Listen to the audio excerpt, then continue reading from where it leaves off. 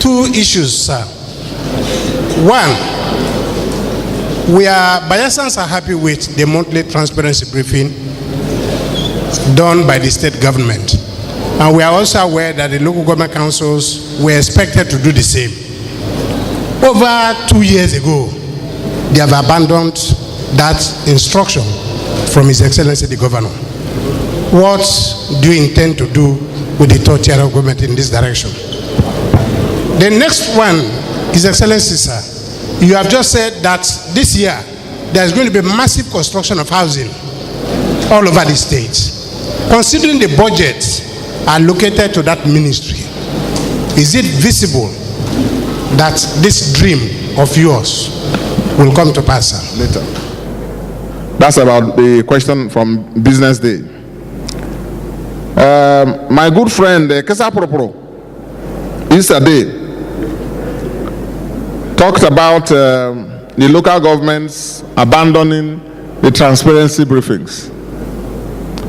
Now let me admit that clear when I was swearing them in, that all chairmen should do two things. One, stay in their domains, and two, render accounts at the end of every month. So let me direct the Commissioner for Local Government. I believe she knows her job. She's trying her best, managing a very difficult situation. I don't know whether she's here. Okay, so every month I would like you to let me have a report of the transparency briefings by the councils themselves. A report. And that should be given to the Deputy Governor who oversees local governments, so that while we are doing transparency, we also note that for that month they have done that. Okay, that will take care of it. But the elders and leaders should insist on it. This is why I have started this revolution. This is a revolution. And I've sustained it for 6 years now. It's not joke. Not many people, not many of my colleagues can stand before their people and say every month, this is what we are doing, this is what we are doing. It's not possible, it's not easy. And I want to thank Vanguard newspapers for nominating me for an award on this issue of transparency, promoting transparency. You may not know the significance. It empowers the people to take ownership of their government. And that's why even in my own running of government, there's no 1 naira that I approve that is secret. The chairman of the committee is the finance commissioner. Almost all the top leaders you see in government here, executive arm, are there. Minus the speaker who ran away when I said he should join us. Because that is a very difficult assignment. When we say, okay, 2 billion left, 3 billion, how do we spend it? Small to share it, and you have headache. Speaker dodged. He pleaded separation of powers. But when he comes with his files to me, he forgets about separation of powers.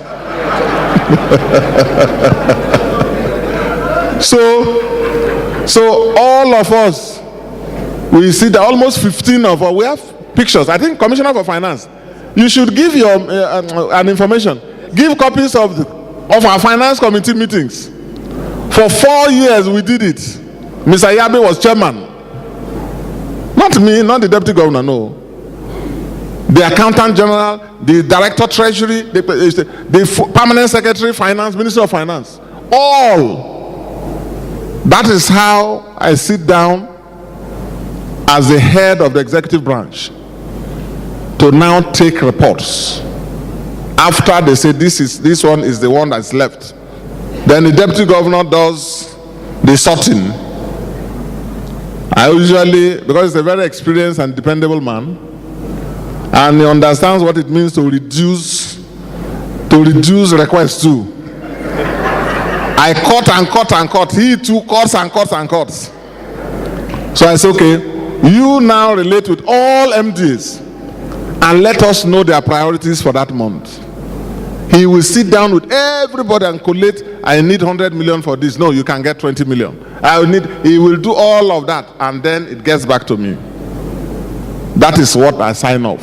So in this government, everybody here knows how we spend public money. And that is what I want to entrench.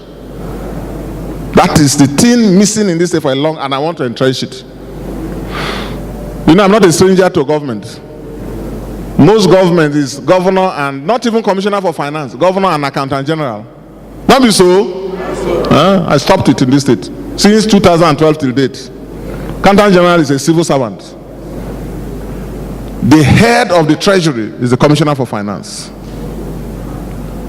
So he takes charge and he takes responsibility. And I still appointed another person from outside the civil service, outside, let's say, treasury and accounts, who is a senior auditor. So as these people, if he shows you the documents he has, you'll be shocked. It's a library. Every account, everything, we have the records. So I think that it's a good development. It's a good development. The local government should be encouraged to do this once in a while, so that the stakeholders will know when there's no money in the council, they understand, and they can support some of the issues, particularly the reforms. Then, Kisa Propro, you asked of budget on housing. Yeah, I think because of that, we made a generous provision in the budget. And you know, a budget is an estimate. We hope we have the money. But in this area of housing, we want to work with the private sector. We want to work with the private sector. And I'm very encouraged by the opportunities that we have seen in that area. But the government has to lead. Because most of the people we are talking about are poor people. So the government has to use authority and influence of the state government and the goodwill we have. Banks are ready to do business with us. They respect our state. Your state is very well respected. So we want to call them. They come, work with us, grant mortgages, loans, so that people can develop this. Houses will not rot, so they can lend. That's what we are trying to do. But I think we have about, how much do we have? Is it, what's for the housing?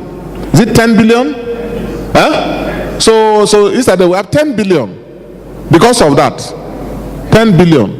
And it doesn't have to be big houses. We'll do some big houses. Like 100 duplexes we want to start here, just here. But the other small ones, 2 bedroom, 3 bedroom, 4 bedroom. And I was even saying today, even 1 bedroom, even studio, so that people can own their, and the rents are too expensive in this state. Too expensive. People are suffering. And I believe that the federal government also has some policies on housing. So I don't mind leading a team. In fact, I see myself meeting Fashola very soon. It's a good friend. And then we see what we have and how we can get some federal collaboration. So we need to, when people come to me, accommodation, every day I pay rent for people. They won't say it, they will say, Governor, no, they give money.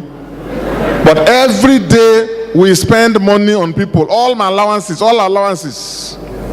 But the thing is, after allowances, I will say, project money, no-go area. So the rents are too expensive, so we have to crash it. We have to crash it. So you guys, when the announcement comes, take advantage. Just buy the 50 naira forms, 100 naira forms, and we'll give you land. We'll give you CFO. Then, if you have money, you go and build, so that you are sure of title, and it is planned area. The era of building anyhow, jaka with monkey bridge is over.